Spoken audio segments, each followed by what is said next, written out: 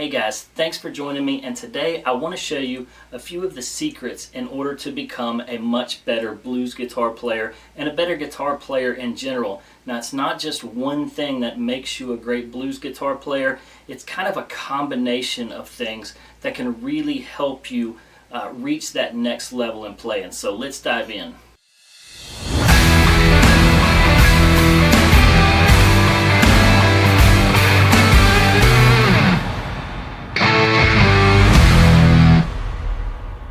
So when I was younger, I used to think that what I was missing on guitar in order to sort of reach that next level and become a better guitar player was some combination of notes. And I'm assuming I wasn't alone, because I would look up all of these videos on, these hot licks and, these neat little combination of notes, and I would try to learn new scales or modes or whatever.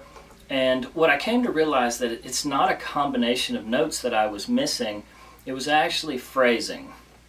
And I know that a lot of people talk about phrasing, and it is the most important thing probably in any genre, but especially in the blues.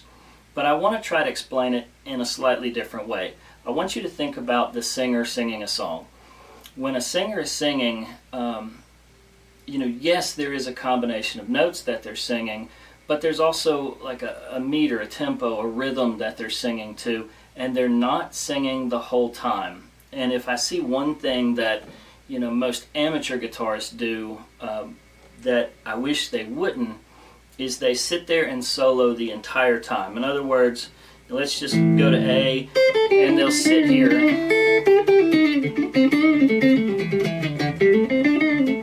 and there's no break at all. I mean, they're just constantly running these little licks that they've learned. But in the blues especially, that's not what you need to do. What you need to do is think about the singer singing. You need to say something and then stop. Take a breath. Just like the singer has to take a breath after a line, you should take a breath after playing a line on the guitar. Let it breathe. Let the audience hear the rest of the band. That music is there for a reason.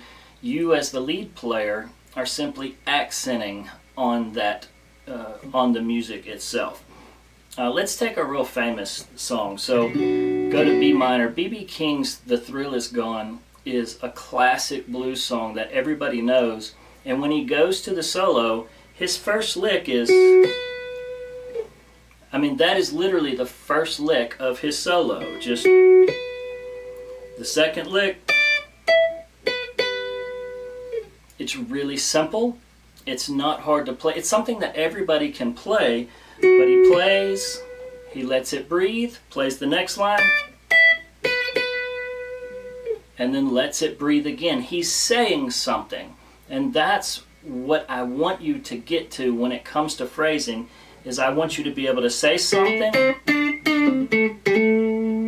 and then take a breath.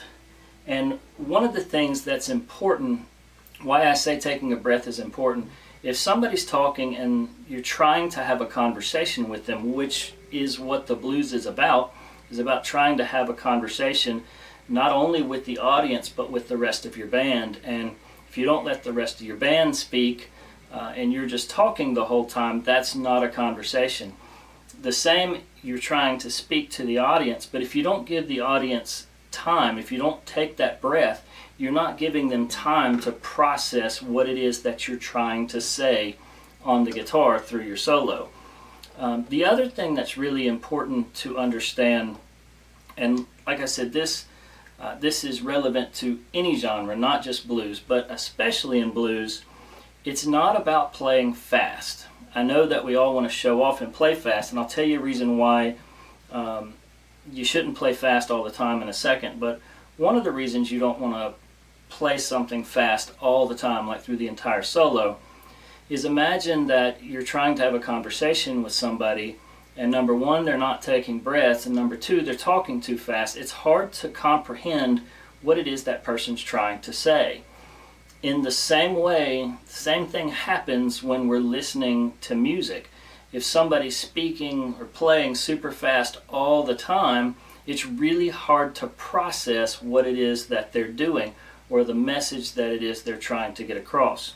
The other thing that is kind of important to understand when it comes to playing fast. Playing fast is relative, or playing slow is relative. In other words, you need slow in order to understand fast.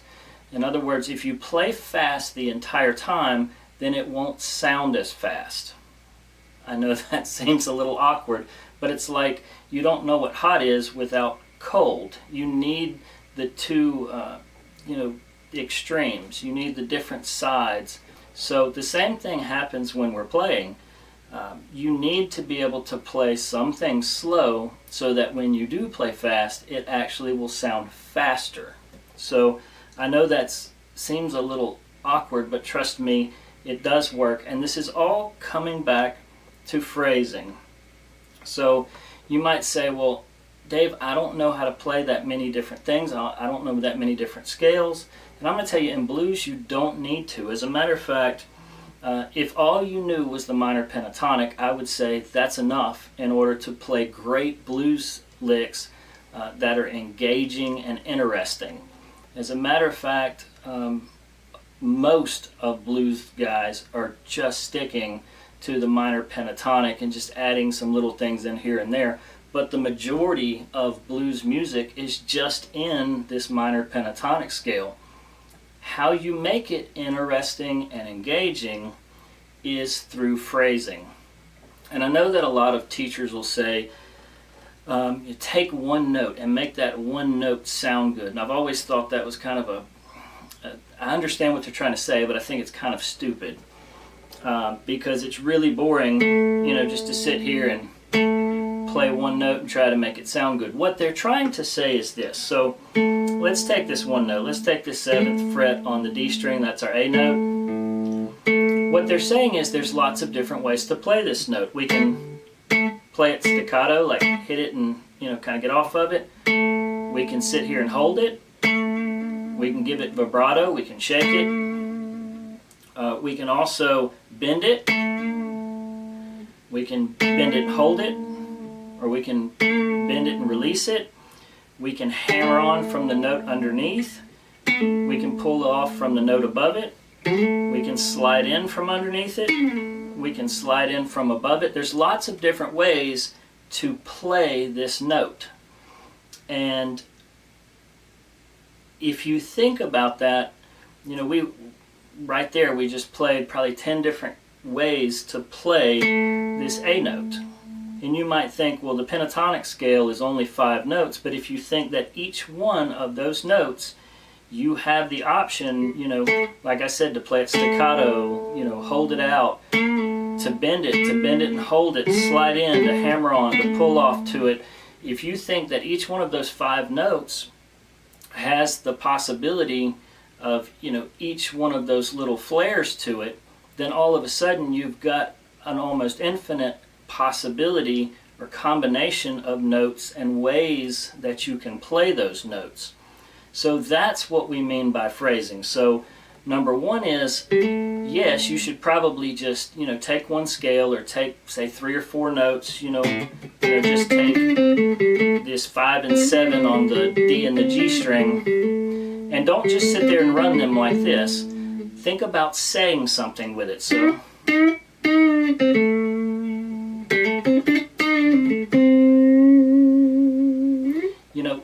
experiment around with hammer-ons, sliding, pull-off, vibrato, bending, and not just like little half bends or full bends, but try different combinations of things out and see what actually sounds good.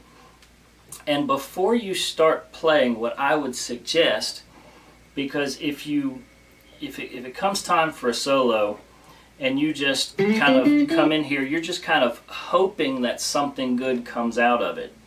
What would be better, and I'm not saying that I do this all the time or that most guitarists do this all the time, we're all kind of guilty of not doing this, but what we should do is we should have something in our head that we want to play before we play it.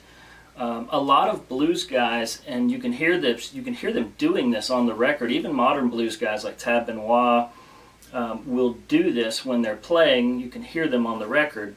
Is they'll actually sing while they're playing. So if they want to go bum, bum, bum, bum, bum, bum, bum, you can hear them singing it while they're playing it. So that is a really good technique in order to learn to phrase. You know, listen to a song and go, what would I play there? And kind of hum it to yourself, and then go to the guitar and find where that is, you know, in your minor pentatonic pattern or your major scale or whatever it is you're wanting to use. And that will really help you with phrasing and trying to say something. Another thing that, you know, this kind of comes back to phrasing in a way, is dynamics. It's another thing that we don't think about when we think about the combination of the way we can play notes. You know, we think about the, you know, holding it out or the vibrato or the, you know, the bending the note, but we don't think about the dynamics of the note. You know, so you can play soft, or you can play loud, you can play somewhere in the middle, and you can hit individual notes, which is most of the time what we're thinking about when we're thinking about lead. But you don't have to just hit individual notes. You can hit, you know, what they call double stops, which is 2 notes at one time. That's all the double stop is. And another thing that people kind of forget when it comes to, you know, playing lead is you don't have to just, you know, play notes, and you don't have to just play double stops. You can play chords while you're playing lead. So, you know, if I'm in A and I go to my E chord, I might take this C7 shape and slide it up here to the 5th fret. That makes an E7 chord.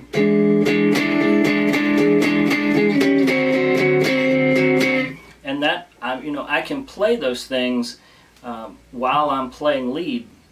So don't think you just have to play individual notes. Remember, we've got double stops. Remember that we've got chords that we can play as well. So don't think of it as I just have to play, you know, in this scale. No, remember we've got chords. Remember we've got double stops.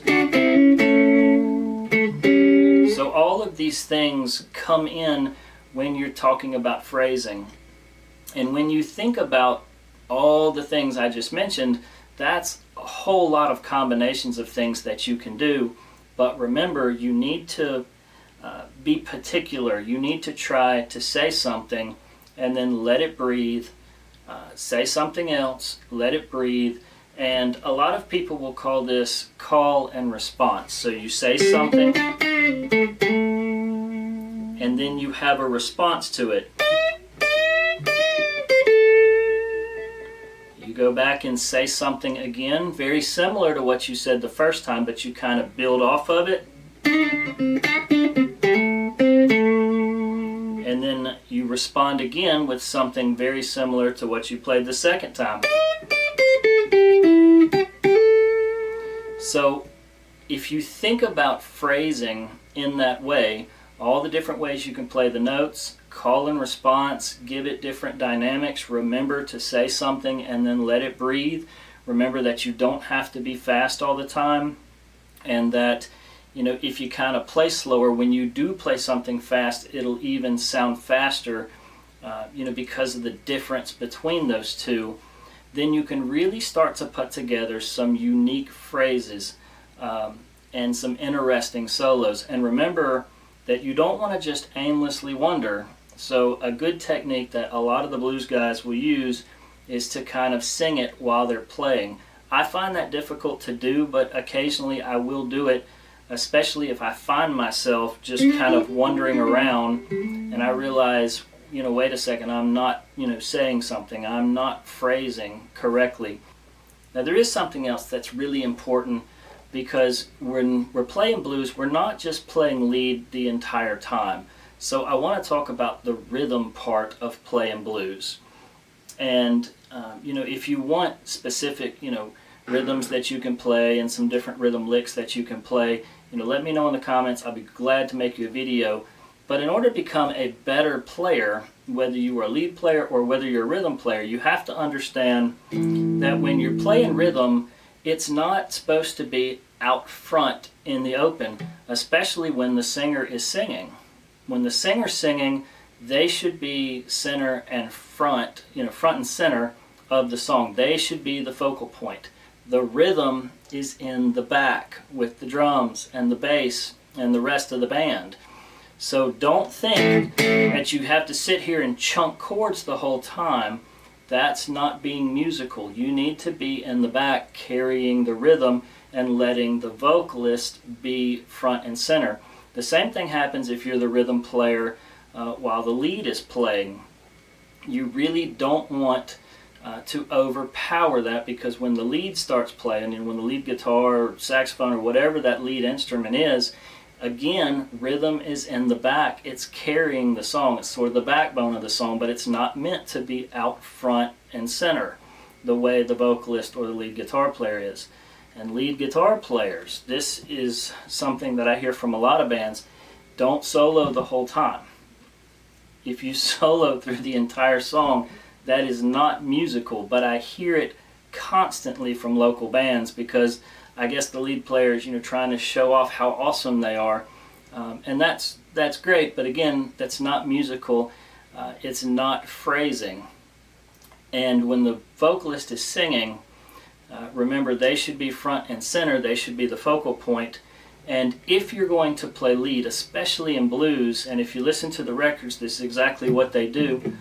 There'll be some rhythm, they'll sing a phrase, and after the phrase, when the singer's taking a breath, then the lead player might play one little lick, maybe a note, maybe 2 or 3 notes, but not very many, but they're just playing in between the breaths of when the singer's not singing. So just little things to keep in mind that will make you a better blues player. So I know this has kind of been a different conversation, but if there is something you need, do let me know in the comments. Reach out to me. I will be glad to help you in any way I can, and I really do hope this helps, because it will make you a better player.